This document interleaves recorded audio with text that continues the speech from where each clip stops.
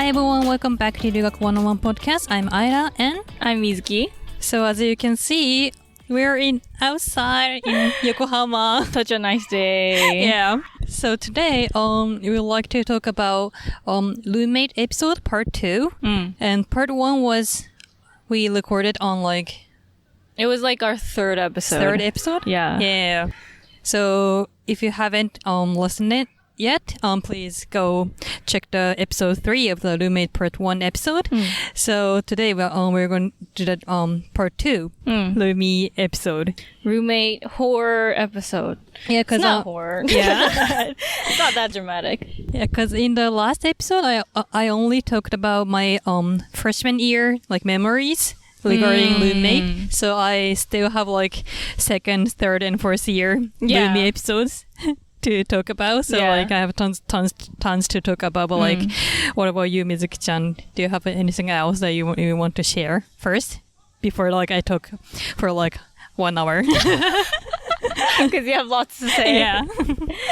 This is about a negative experience, right, with the roommate, or is it just that's a good question. I mean, if you have more negative episodes, then I thought it was gonna be a horror episode. Oh, okay, then yeah, sure. Because the first episode that we did, the part 1 was kind of a negative thing, right? Mm-hmm.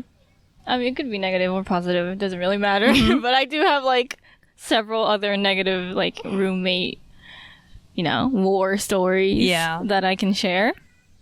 So I'll go first, I guess. Oh, wait, did I talk about this? Maybe I talked about this in the Halloween episode. Did I talk about how she was smoking in our dorm with her friends, and she had a party, she had friends over, and then she was smoking weed in our dorm, and all our rooms were filled with weed. Oh, I guess you can start then. Okay. Yeah. Okay, then I'll start. In my second year, I moved out from dorm and started living with my 3 friends, and one from Malaysia, and one from Canada, and one from Hong Kong. And that Hong Kong girl was drama queen kind of sort of, yeah. And the most surprising thing that she did to us was she actually she started flying fish in 3 a.m. Oh, a late night snack. Yeah, and as I said before, she's from Hong Kong, so she likes to cook Chinese food. But that Chinese food is not fried rice or like some kind of soup. She actually it's a full-on she's cooking. She's kind of professional Chinese food. Yeah. It's not instant ramen. Yeah, or just typical easy Chinese food fried rice or stirred veggies or but she bought whole one fish or one whole chicken from Chinatown. Chicken as in having all the guts in. So she has to take all the guts and clean it and everything. Wow.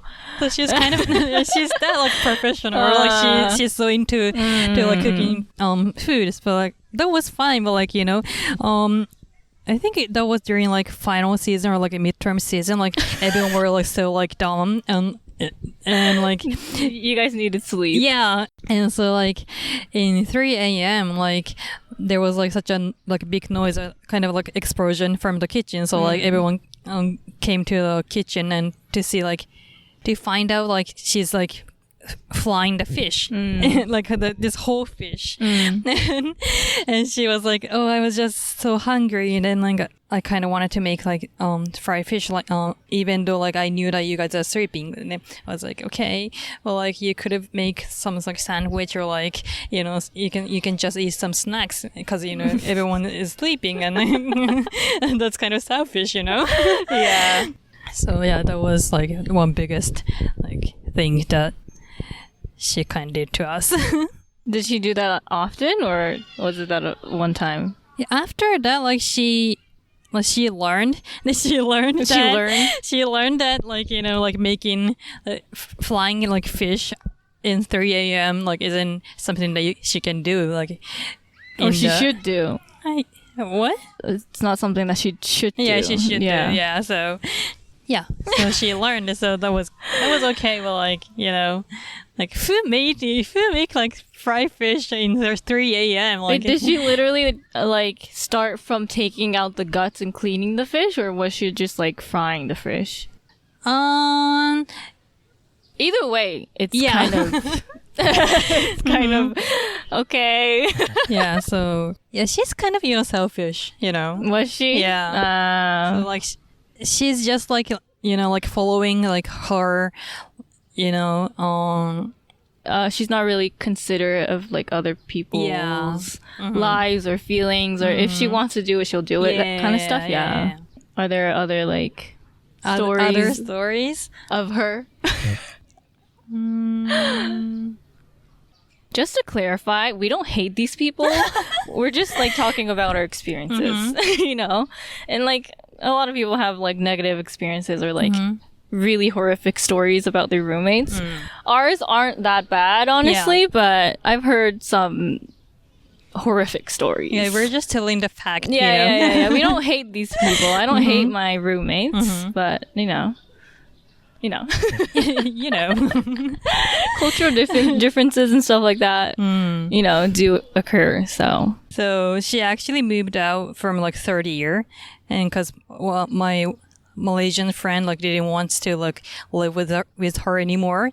Yeah, so she talked to our landlord to ask if she can make her move out from our house. And to kick her out? Yeah, to kick her out. Was there like a big conflict, like a fight? Yeah. Yeah? And between those two girls, you know, Malaysian girl and Hong Kong girl. But I was like, you know, like as long as like I can have my own room and can live safe and peaceful, then I was fine, you know. So you guys weren't like friends, like friendly friends? You guys were just like acquaintances that got together? We were friends since freshman year, but me and other two friends were living in the same dorm. But not like the Hong Kong girl was living in a different dorm, so we weren't that close. But like we knew each other from freshman year. Like to be honest, like, you know, in my second, third, and first year memories with my roomies were like more peaceful than what I had in my freshman year, because you know I was sharing like one room with one London person, so that kind of like made a lot of like more like conflict or like, but that Malaysian girl like couldn't like she couldn't stand the Hong Kong girl. Yeah. So she I get that. She asked the landlord to like kick her out. Was the landlord like, okay, like? But you know, landlord like has no like, you know, like light to like kick her out. As long as like she like breaks something or like that's the thing. Doesn't like she's don't pay like her lender for like a 2 or 3 months. So honestly, like. That's a good landlord, because I would assume because like landlords are like that's out of the landlord's reach, you know, like it's not something that the landlord can control, or like it's not his or her fault. So I would assume like most landlord wouldn't care and be like just sort it out within yourselves. But honestly, like kudos to that landlord. I wasn't really care about like what conflict has going on between those two girls, but like she knew that like I was kind of Malaysian girls like position, you know. Like, wait, I'm getting confused. I'm like, so the Hong Kong girl is the girl that wasn't the best roommate, right? And the Malaysian girl didn't really like the Hong Kong girl. Okay, I got And we had another roomie, the Canadian girl. She doesn't care anything. Oh, okay. That's funny. Yeah. She was just like standing like behind us and like watching a little like dramas going on. Kind of like a mediator, but like not really doing anything. Yeah, I get that. Shit happens. Mm-hmm. You know, just because someone's a good friend doesn't mean that, you know, you're gonna be good roommates. I learned that the hard way. Like, my roommates weren't, like, exactly bad people. Like, there's nothing wrong with them if you're just friends with them. But, like, being a roommate is kind of different from being just a friend because you're sharing your private life and your space and, you know. Yeah, the thing is, you know, like, everyone has, like, their own, like, common sense, you know? Then that's not common. Yeah. So like when I was sharing house with my roommates, like I wouldn't like bring my friends like after 12 p.m. But out of respect for your roommates, right? Yeah. So or like, you know, if I have like if I like organize house parties in my house and I ask my friends to like go home like before 12 because you know every other roommates are like gonna sleep, so like, or like we can go to other restaurants or like bars after that. Well, like that Hong Kong girl like keep her friends like even after 12, and yeah, my roommates were like that too. Oh, yeah. I had my friends over, but none of my friends were like this like, you know, partying kind of person. We like to just like watch movies and like chill on the couch and, you know, maybe cook some food, but my roommate wasn't home. She hasn't been home for like a couple days. So I just had my friends over and like if they wanted to stay the night, they can stay the night and, you know. And we were all asleep on the couch. But like it was like 1 a.m. and my roommate came home with like 10 other friends.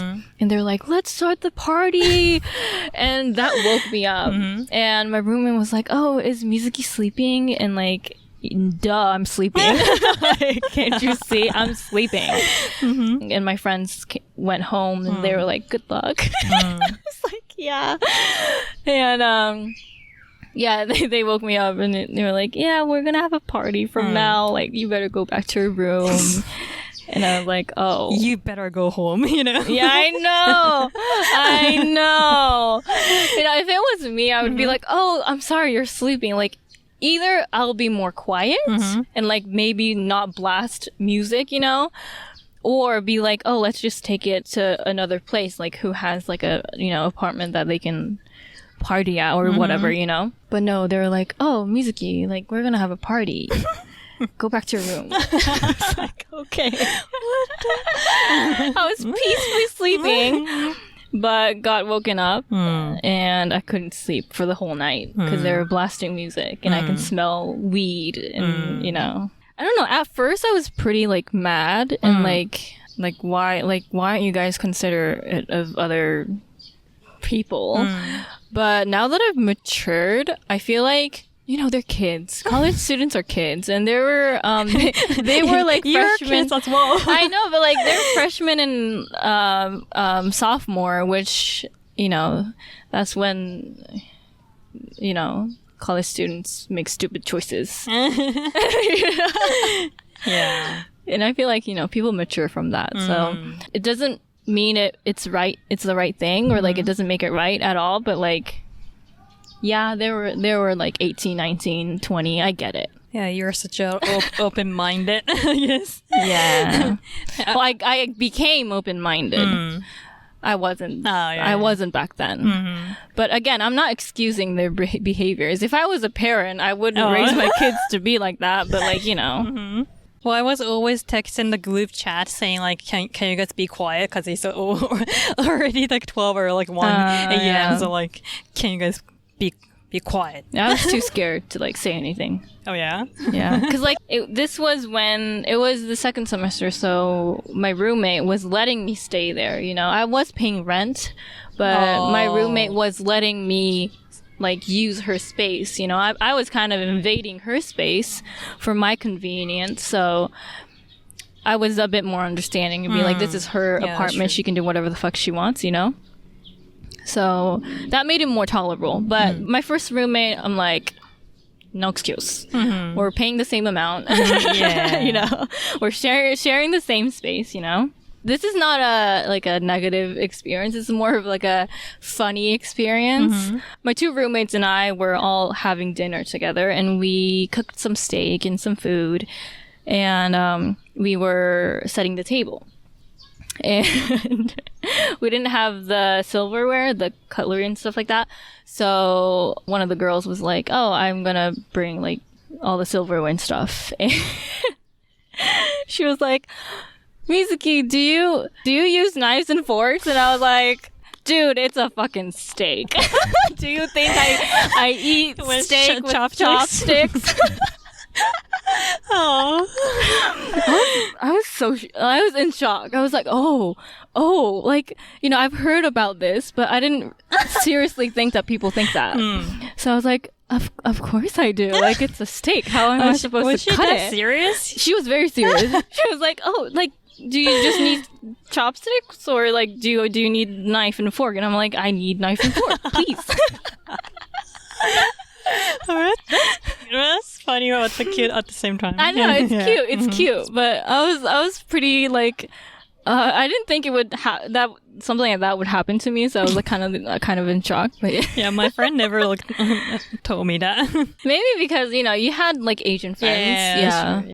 So this was a quick episode. Is it? 30分ぐらい? If I edit it, it would be like 25 minutes. Yeah, sure. Which is a shorter episode. Yeah. So our conclusion is living by yourself is the best choice. Yes.